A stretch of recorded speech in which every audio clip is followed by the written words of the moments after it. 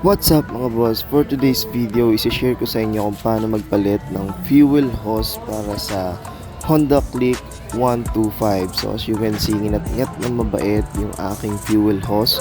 So makikita nyo dyan, napakalakas ng tagas ng gas at sobrang delikado niyan mga boss kasi malapit na yan sa spark plug at kung hindi mahagapan pwede mag-cause ng sunog yan sa ating mga makina. Okay, so madali lang naman yan palitan mga boss. Meron ka lang dyang iaangat ng mga clip tapos suhugutin mo dyan sa may taas na part na yan, and then meron kang tatanggalin na dalawang screw. Ayan, tapos tanggalin mo lang yung clip dun sa may mismong makina. So madali lang yan mga boss, ipapakita ko sa inyo. Okay, let's go!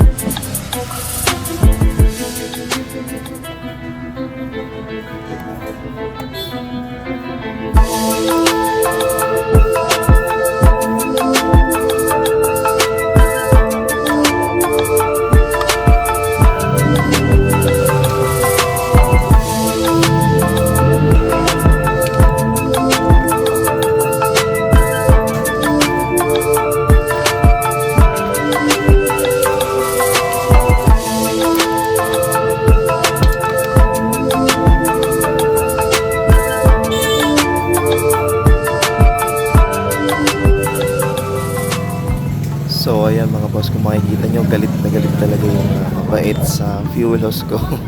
So ayan, ito nga pala yung nabili kong ipapalit natin na fuel hose. Dito ko lang siya nabili sa may Caloocan, at yan yung serial number niya mga boss. Kung malayo kayo sa Caloocan, available naman yun sa Shopee. Make sure lang na tama yung serial number ng item na o-orderin nyo. Okay?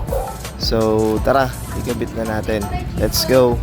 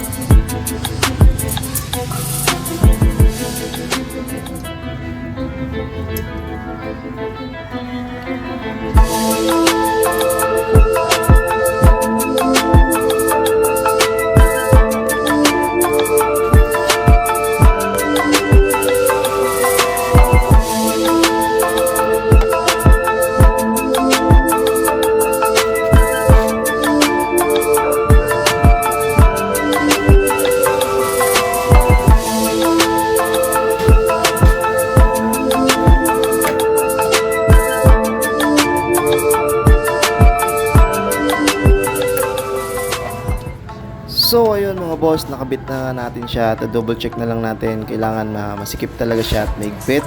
So yun, nakita nyo naman, napakadali lang niyang gawin, kahit kayo kayang-kaya nyong gawin to. At napakalaki na matitipid nyo dito kasi ako nagtanong muna ako sa shop dito sa amin, tinanong ko magkano yung paggawa nito, sinisingil ako ng 1-2. So laki na matitipid nyo dito mga boss.